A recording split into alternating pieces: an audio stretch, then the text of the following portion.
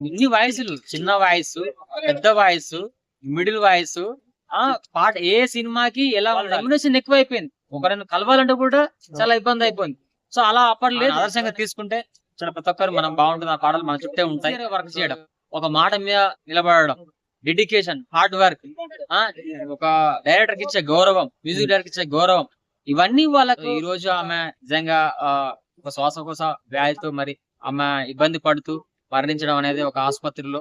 So మైసూరులో నిజంగా అక్కడ ఉన్నటువంటి కళాశాల, అక్కడ ఉన్నటువంటి రాష్ట్ర ప్రతి ఒక్కరు కూడా ఇండియాలో ప్రతి ఒక్కరు అగ్ర కథానాయకులు మొత్తం ఇక్కడ చిరంజీవి, మరి బాలకృష్ణ గారు, వెంకటేష్ గారు, హిందీలో అమితాబ్ బచ్చన్, ఇండస్ట్రీలో ఉన్న గొప్ప వాళ్ళందరూ కూడా ఆమెకు సంతాపం అలా కుటుంబానికి తెలియజేశారు. సో నిజంగా అలా కుటుంబానికి ధైర్యంగా శాంతి, ఆమె ఆత్మ ఎక్కడ ఉన్నా శాంతి చేకూరాలని అయితే మనస్ఫూర్తిగా కోరుకుంటున్నాం. ఇంకా అంటే ఆమె ఆమె లేకపోయినా కానీ ఆ పాటలు అయితే మన చుట్టే ఉంటాయి.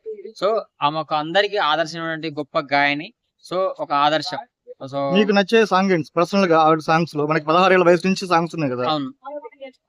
నాకు రఘువరన్ బిడ్డకుల వాయిస్ కూడా చాలా బాగుంది. అమ్మ మీద పాట, 16 ఏళ్ల వయసు, చిన్న వయసులో ఎట్లా ఉండదు, ఆ సింహరాశిలో సాంగ్ చాలా అంటే రకరకాలుగా ఎన్నో లవ్ సాంగ్స్, ప్రతిదీ కూడా ఆమె సాంగ్స్ ఒక నెక్స్ట్ లెవెల్ ఉంటుంది. ఆమెలాగా ఎవరు మిమిక్రీ గానీ డబ్బింగ్ గానీ ఎవరు చేయలేరు కూడా. సో ఆమె సిరివెన్నెల శాస్త్రి రాసిన పాటలు కూడా ప్రతి ఒక్కటి అద్భుతం. ఆమె సాంగ్స్ ఒక సంగీత ప్రపంచం, ఒక సంగీత world record, book of record ఆమె.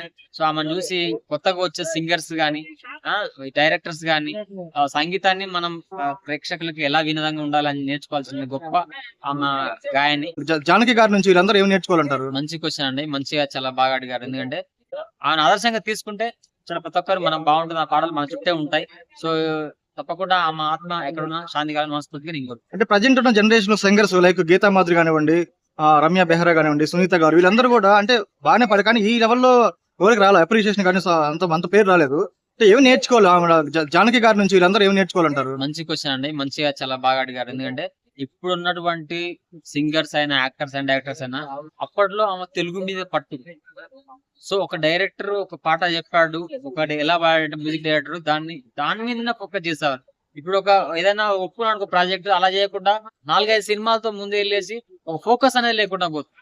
ఆమె 50,000 పాటలు, బాలసుబ్రహ్మణ్యం సార్ 50,000 పాటలు పాడారు, జానకి గారు 50,000 పాటలు పాడారు. ఇలా అంటే జస్ట్ ఎన్నో ఇట్లా అంటే వాళ్ళు ఎందుకు అంత గొప్ప అంటే ఒక పని, ఒక ఏదైనా పాడితే సిన్సియర్ గా వర్క్ చేయడం, ఒక మాట మీద నిలబడడం, డెడికేషన్, హార్డ్ వర్క్, ఒక డైరెక్టర్ కి ఇచ్చే గౌరవం, మ్యూజిక్ డైరెక్టర్ ఇచ్చే గౌరవం, ఇవన్నీ వాళ్ళకు ఒక పైకి ఎదడానికి ఉపయోగపడ్డాయి. వాళ్ళ ప్రతిభ ప్రతి ఒక్కటి వాళ్ళకి ప్లస్ అయ్యాయి కాబట్టి అంత గొప్ప స్థాయికి వెళ్ళారు. ఇప్పుడున్న వాళ్ళు ఏంటంటే మీరు అన్నట్టు ఎక్కువ అంటే డబ్బుకి ఒక రెమ్యునరేషన్ కూడా ఎక్కువ పెంచడం. ఏదైనా కొత్తగా వచ్చి సపోజ్ మా వాళ్ళు చాలా మంది డైరెక్టర్ సినిమాలు తీస్తున్నారు. మీరు అన్నట్టు ఇప్పుడు ఉన్న వాళ్ళందరూ పాడాలంటే వాళ్ళ రెమ్యునరేషన్ ఎక్కువైపోయింది. ఒకరిని కలవాలంటే కూడా చాలా ఇబ్బంది అయిపోయింది. సో అలా అప్పట్లేదు, ఎవరైనా కలవాలన్నా ఈజీగా ఇలా వచ్చేసి స్టూడియో కంటే మళ్ళీ డిస్కస్ చేసి మాట్లాడేవారు. ఆమె గొప్ప అవకాశం అని చెప్పి ఒక ఏవిఎం స్టూడియోకి వెళ్ళి, అంటే ఫర్ ఎగ్జాంపుల్ ఏదైనా గొప్ప పాట వచ్చినప్పుడు వాళ్ళ రెమ్యునరేషన్ తగ్గించుకొని పాడేవాళ్ళు అప్పట్లో, బాలసుబ్రహ్మణ్యం గారి, జానకి గారి అంతా కూడా.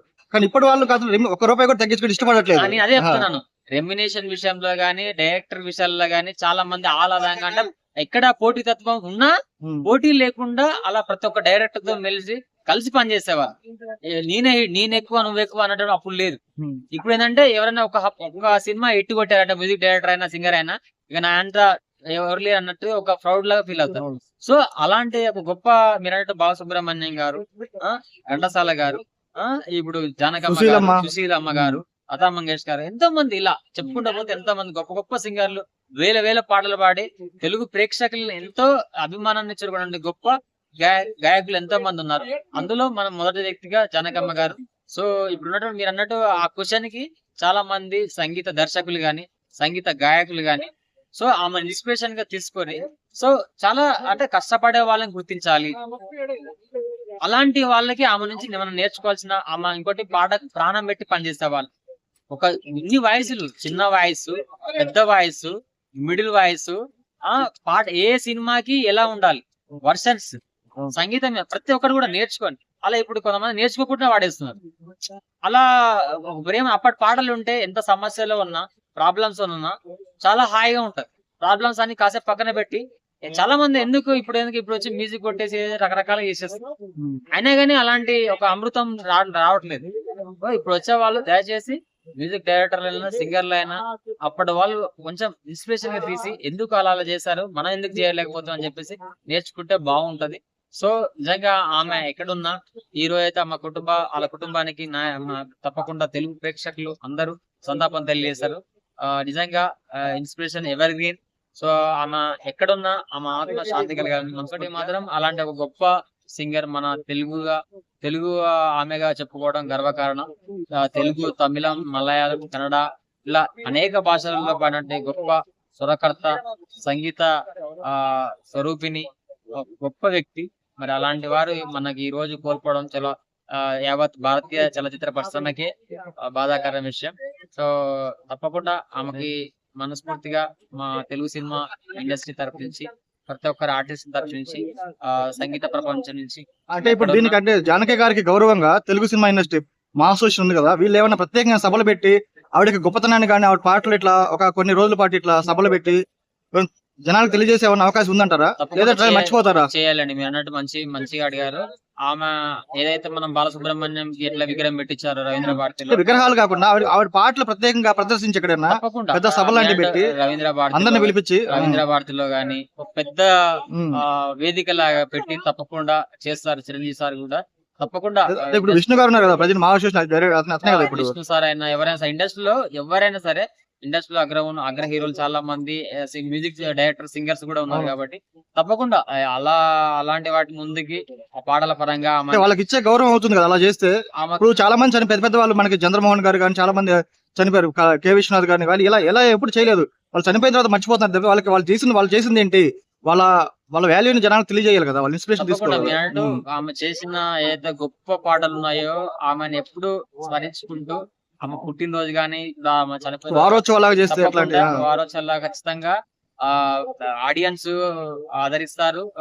తెలుగు ఇండస్ట్రీలో ఉన్నటువంటి మ్యూజిక్ డైరెక్టర్స్ అయినా, యాక్టర్స్ అయినా ముందుకు వచ్చి ప్రోత్సహించి మీరు అన్నట్టుగా అలాంటి వేదికలు మంచిగా ఏర్పాటు చేయాలి.